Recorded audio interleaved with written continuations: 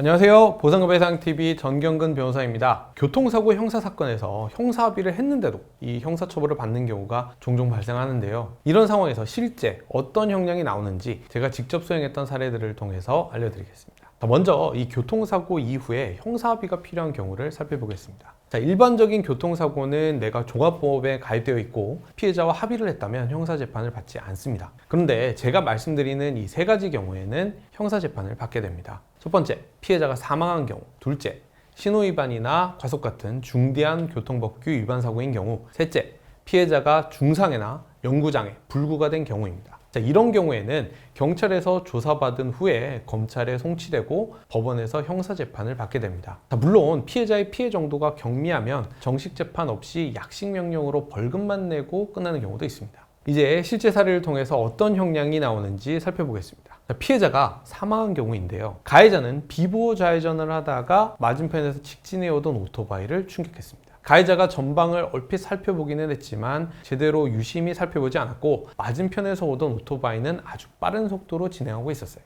가해자가 이 오토바이를 미처 발견하지 못해서 충돌이 일어났고 오토바이 운전자는 그 자리에서 바로 사망했습니다. 이 경우에 법원은 합의를 했음에도 불구하고 가해자에게 금고 10월에 집행유예 2년을 선고했습니다.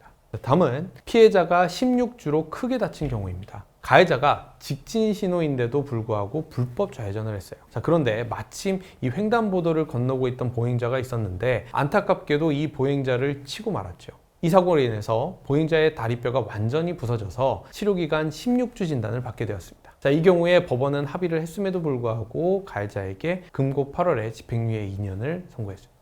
반면에 피해자가 20주로 크게 다친 경우인데요. 이 사건에서는 가해자가 정상적으로 진행하고 있다가 잠시 전방을 주시하지 못했는데 그때 마침 무단횡단을 하던 보행자가 있었고 바로 무단횡단하던 이 보행자와 충돌하게 되었습니다.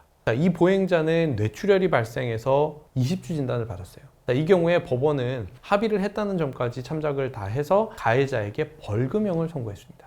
여기서 중요한 점은 뭐냐면요. 이 피해자의 진단 기간이 앞의 사건보다 더 긴 20주 진단임에도 불구하고 이 피해자가 무단횡단을 한 부분이 있었기 때문에 법원은 벌금형을 선고했다는 점입니다. 다음 사례는요. 피해자가 실명한 경우입니다. 가해자는 대리운전 기사였는데요. 이 신호등 없는 사거리를 정상적으로 진행하고 있었어요. 그런데 교차로에 이렇게 들어섰을 때쯤 가해 차량의 좌측에서 아주 빠른 속도로 피해 차량이 진행하고 있었습니다.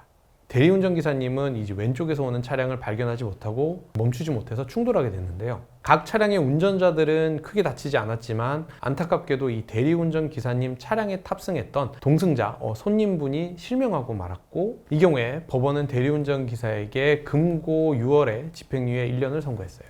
정리를 해보면 합의를 했다고 해서 무조건 형사처벌을 면하는 것이 아니라는 점입니다. 반대로 합의를 하지 않았다고 해서 무조건 실형을 선고받는 것도 아니라는 점이고요. 하지만 이 교통사고 사건의 양형에 있어서는 형사합의는 가장 중요한 요소입니다. 사고의 피해자가 형사합의를 하고 가해자의 처벌을 원하지 않는다는 의사를 밝히면 아무래도 법원에서는 강한 처벌을 할 수가 없게 되니까요. 그러니까 혹시 교통사고가 발생해서 합의 여부를 고민하고 있다면 꼭 전문가의 조언을 한번 들어보시기 바랍니다. 그리고 만약 운전자 보험을 가입해 두셨다면 합의를 할 때 상당히 유용하니까 꼭 운전자 보험을 들고 상담을 받아보시기 바랍니다.